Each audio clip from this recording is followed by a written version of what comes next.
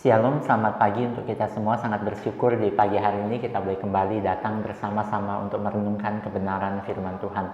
Sebelum kita masuk lebih jauh, mari kita tenangkan diri kita ambil saat teduh. Saat teduh dimulai.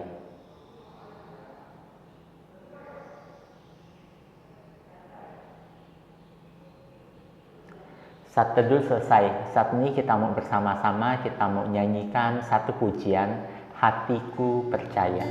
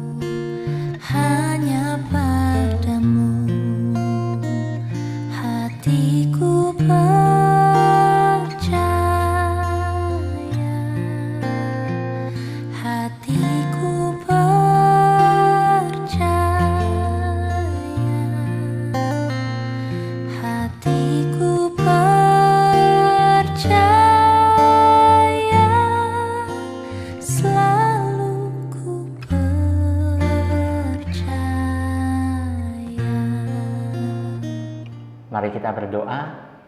Tuhan, kami bersyukur pada hari ini kami boleh kembali datang bersama-sama untuk merenungkan kebenaran firman-Mu. Tuhan, kami serahkan waktu perenungan firman hari ini ke dalam tangan pimpinan Tuhan. Hanya di dalam nama Tuhan kami, Yesus Kristus, kami berdoa dan mengucap syukur. Amin. Saat ini kita mau bersama-sama, kita mau mendengarkan pembacaan Alkitab dari Markus pasal yang ke-11 ayat 20 sampai 26.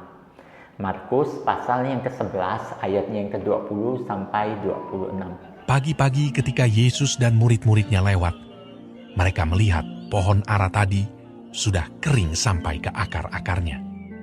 Maka teringatlah Petrus akan apa yang telah terjadi. Lalu ia berkata kepada Yesus, "Rabi, lihatlah, pohon ara yang kau kutuk itu sudah kering." Yesus menjawab mereka, "Percayalah kepada Allah.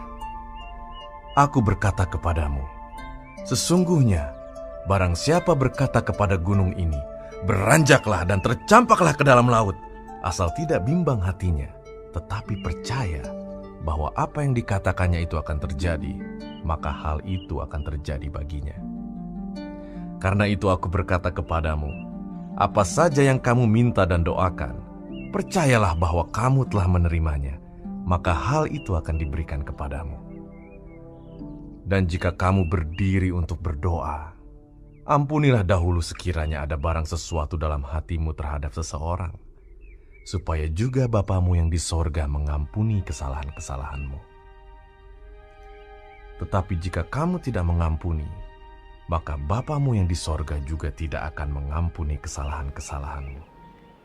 Berbahagialah mereka yang membaca, merenungkan, terlebih lagi melakukan firman Tuhan di dalam hidup mereka. Nah, anak-anak, fakta bahwa Tuhan Yesus mengutuk pohon ara sangat berkesan bagi murid-muridnya, khususnya Petrus pada waktu itu. Sehingga dia terus mencari tahu dan dia penasaran akan apa yang dimaksud oleh Tuhan Yesus. Kenapa Tuhan Yesus dapat melakukan itu. Namun menariknya ketika Petrus bertanya kepada Tuhan Yesus soal pohon ara itu, Tuhan Yesus tidak menjawab pertanyaan dari Petrus. Nah, kalau kita perhatikan pernyataan Petrus dan jawaban dari Tuhan Yesus itu sesuatu yang bertentangan, tidak sama satu sama lain. Tuhan Yesus sengaja menjawab seperti itu karena apa? Karena Tuhan Yesus bertujuan agar murid-muridnya, khususnya Petrus pada waktu itu tidak terfokus kepada pohon ara. Bagi Tuhan Yesus, tidak ada hal yang lebih penting daripada mempercayai Allah sepenuh hati tanpa ada sedikit pun keraguan.